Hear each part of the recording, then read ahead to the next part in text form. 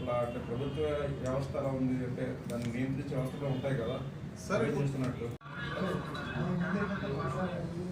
బాబు silence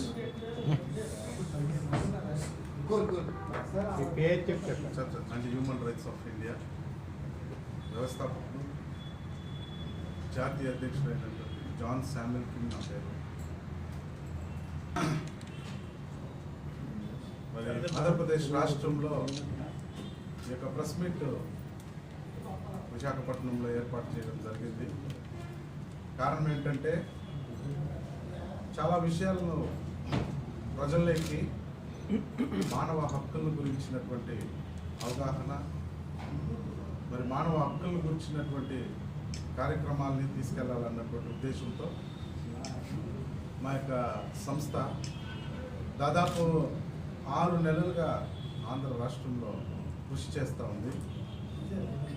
మా యొక్క సంస్థ కేంద్ర ప్రభుత్వం, నీతి ఆయోగ్ మరియు ministry of social justice and ఎంపవర్మెంట్లో అధికారికంగా రిజిస్టర్ చేయబడి దాదాపు 20 రాష్ట్రాల్లో రాష్ట్ర స్థాయి, రాజ్య స్థాయి మరియు జాతీయ స్థాయిలో, జిల్లా స్థాయిలో, వార్డు స్థాయిల వరకు కూడా కమిటీలను ఏర్పాటు చేసి ఎంతోమంది బడుగు బలహీన వర్గాలకి, పేద ప్రజలకి అండదండగా నిలబడుతూ మానవ హక్కుల సంరక్షణ కొరకు వారికి అవగాహన కల్పిస్తూ మరి సోషల్ జస్టిస్ కూడా ఎన్నో విధాలుగా మేము అందిస్తూ ఉన్నాం.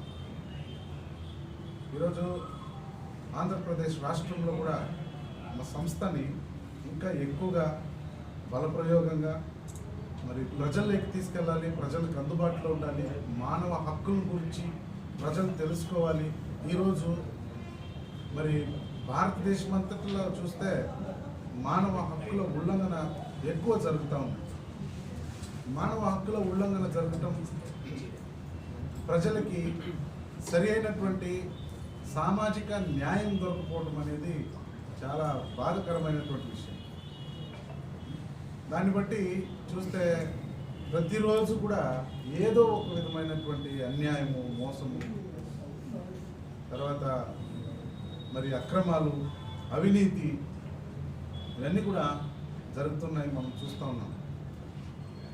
కాబట్టి వీటన్నిటిని కూడా మరి విశేషంగా మేము ఏం మా యొక్క సంస్థ యొక్క ఉద్దేశం ఏంటి అని అంటే, మేము ఎందుకు సంస్థని ఏర్పాటు చేసినాము అంటే, మరి మన యొక్క భారతదేశంలో అవినీతి కూరుకుపోయింది.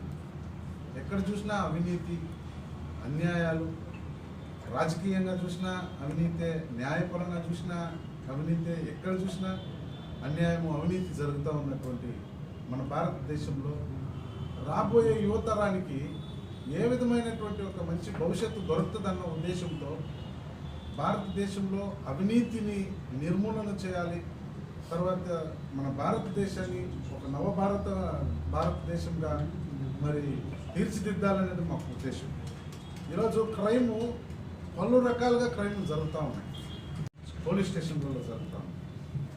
పోలీస్ స్టేషన్లలోనే ప్రతి డీలింగ్స్ కూడా పోలీస్ స్టేషన్స్ జరుగుతూ ఉన్నాయి. పోలీస్ స్టేషన్కి పోయిన ప్రతి పేద వాళ్ళకి న్యాయం దొరకట్లేదు. న్యాయాన్ని కప్పేస్తున్నారు, మోసాలు చేస్తున్నారు. అక్కడే డీలింగ్స్, అక్కడే వ్యవహారాలు పోలీస్ స్టేషన్లలోనే జరుగుతాము. ఇక్కడ పోలీసు ఒకప్పుడు భారతదేశంలో, ఆంధ్రప్రదేశ్ రాష్ట్రంలో కూడా పోలీసులు అంటే ఒక మర్యాద ఉండేది, గౌరవం ఉండేది, పద్ధతిగా పనిచేస్తారు అనేటువంటి విలువ ఉండేది. ఈరోజు ప్రజల్లో పోలీసులు అంటే చాలా భయం, ఆందోళన. పోలీసులు చూస్తేనే భయపడుతున్నారు. అదేంటో మరి పోలీసులు అంతా భయపడాలి. ఒక పోలీస్ స్టేషన్ చెప్పండి ఏం జరిగిందో. అదే చెప్తాను. ఎందుకంటే మొత్తం అంతా ఆలోచనలో మన శ్రీకాకుళంలో ఒక ఇన్సిడెంట్ జరిగింది. ఏం ఇన్సిడెంట్ అంటే, ఒక ఆర్మీ అతను, ఆయన ఆర్మీలో ప్రజెంట్ ఇప్పుడు కూడా పనిచేస్తున్నాడు. ఆర్మీలో దాదాపు ఆయన 20 సంవత్సరాలుగా పనిచేస్తున్నాడు ఆర్మీ. ఆయన ఫ్యామిలీ ఇష్యూ ఏదో ఉంటే ఆయన సెలవుల్లో వచ్చినాడంట. ఆయనకి ఆ ఫ్యామిలీ ఇష్యూ కూడా తెలియదు. పాపం ఇంట్లో ఉన్న ఆయన్ని వాళ్ళ కోడలు కేసు పెట్టిందని, వాళ్ళ కొడుకు మీద కోడలు కేసు పెట్టిందని చెప్పి పోలీసు వాళ్ళు, ఇన్స్పెక్టరు 7 మంది కానిస్టేబుల్ ఏకాఏకంగా ఇంటికి వచ్చి సివిల్ డ్రెస్లో ఆయనని దాడి చేసి లాఠీలతో కొట్టిండారు. పబ్లిక్లో లాఠీలతో కొట్టిండారు, భయంకరంగా కొట్టిండారు. అంత దారుణంగా కొట్టినారు. ఆ ఊర్లో అందరూ కూడా వచ్చి ఎంత ఇదవుతుందంటే పోలీసులు ఇంత దారుణంగా ప్రవర్తిస్తున్నారా, ఇంత దారుణంగా వర్తిస్తున్నారా అనేటువంటి విషయాన్ని మేము స్వయాన మాకు తెలిసిన వెంటనే వాళ్ళు మమ్మల్ని అడిగినారు, సార్ పోలీసుల ద్వారా మాకు న్యాయం లేదు, అన్యాయం జరుగుతుంది, మీరు మాకు న్యాయం చేయండి రండి అంటే మేము వెళ్ళాము అక్కడికి. మేము వెళ్ళి ఆ ఊరికి వెళ్ళి ఆ ఇంటికి వెళ్ళి వాళ్ళని పరామర్శిస్తే వాళ్ళ పిల్లలు ఏమంటున్నారంటే, సార్ మేము ఏం తప్పు చేసినామని మమ్మల్ని కొట్టినారు, మేము టెర్రరిస్ట్లా లేకపోతే మేమైనా గాంజా అమ్మే వాళ్ళమా లేకపోతే మేమేమన్నా తప్పులు చేసే వాళ్ళమా, మేము దేశానికి సేవ చేసిన నన్ను కొట్టడం ఏంది సార్, ఎంత దారుణంగా మాట్లాడినారంటే ఏకవచనము బూతులు తింటున్నారు, ఇంత భయంకరంగా ప్రవర్తించినారు. చివరికి వాళ్ళ కొడుకు అంటున్నాడు, ఏమంటున్నాడు, సార్ నేను ఇంజనీరింగ్ చదివాను, ఈ యొక్క దృశ్యాన్ని నేను చూసిన తర్వాత నేను నక్సలైట్గా మారాలనిపిస్తుంది సార్ అంటున్నాడు. ఎంత పరిస్థితికి దిగజారించారు. ఎస్పీ గారికి కంప్లైంట్ ఇచ్చినారు శ్రీకాకుళంలో. ఎస్పీ గారు ఏమన్నారంటే, నేను చూస్తానమ్మా, ఫస్ట్ మీరేముందో మీరు చూసుకోండి అన్నట్లుగా మరి జవాబుదారి లేనితనంగా మరి జవాబు ఇచ్చినారు చెప్తాను. ఇలాంటివన్నీ కూడా పోలీస్ స్టేషన్లలో జరుగుతున్నటువంటి సంఘటనలు, ఇవన్నీ కూడా మానవ హక్కుల ఉల్లంఘనలు, వైలేషన్ జరుగుతారు. అందుకే మేము ఈ యొక్క మరి ప్రెస్ మీట్ ద్వారా ప్రజలందరికీ కూడా మానవ హక్కుల విషయంలో ఉల్లంఘన ఎక్కడ జరుగుతుందో అక్కడ తప్పకుండా మా యొక్క సంస్థ పనిచేస్తుందని, తర్వాత మరి ఇంకొకటి ఏంటంటే ఈ యొక్క 2024 సంవత్సరంలో మేము ఒక ఇది పెట్టినాం, ఏమంటే డ్రగ్స్ నిర్మూలన చేయాలి. ఎక్కువ శాతం ఇప్పుడు యువతరము డ్రగ్స్కి అడిక్ట్ అయిపోయి చాలామంది డ్రగ్స్కి బానిసలు అయిపోయేస్తున్నారు. కొంతమంది రాజకీయంగా కూడా స్టూడెంట్స్ని ఉపయోగించుకుంటున్నారు క్రైమ్ చేయడానికి. 3వ తరగతి స్టూడెంట్ కూడా గాంజా కొడుతున్నారు. అలాంటి పరిస్థితి నిర్మాణమైపోతుంది దేశంలో. ముందు యువతరానికి ఏం మార్గదర్శనం ఉంది, ఏమి మాదిరి ఉందనేది తెలియదు. వచ్చి వాళ్ళకి మంచి అవగాహన కల్పించి మరి మన దేశం గురించినటువంటి ఒక మంచి భవిష్యత్తు, దేశం యొక్క భవిష్యత్తుని వాళ్ళకి గుర్తు చేసి ఎన్నో కార్యక్రమాలని మంచి కార్యక్రమాలు చేయాలన్నటువంటి ఉద్దేశంతో మేము ముందుకు వచ్చినాం. మాతో ఎంతోమంది లీగల్ అడ్వకేట్స్ ఉన్నారు, తర్వాత రిటైర్డ్ జడ్జెస్, తర్వాత ఐఏఎస్ ఐపీఎస్ ఆఫీసర్స్, వీళ్ళందరూ కూడా మా యొక్క సంస్థలో ఎంతోమంది వందలాది మంది ఈ రోజు కూడా సభ్యత్వం తీసుకొని సభ్యులుగా జాయిన్ అవుతూ ఉన్నారు.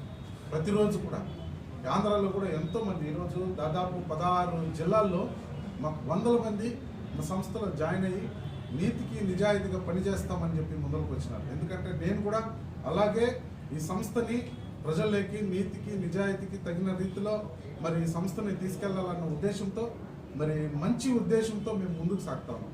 కాబట్టి మీడియా మిత్రులు, తర్వాత ప్రజలందరూ కూడా మీరు మాకు సహకరించాలి.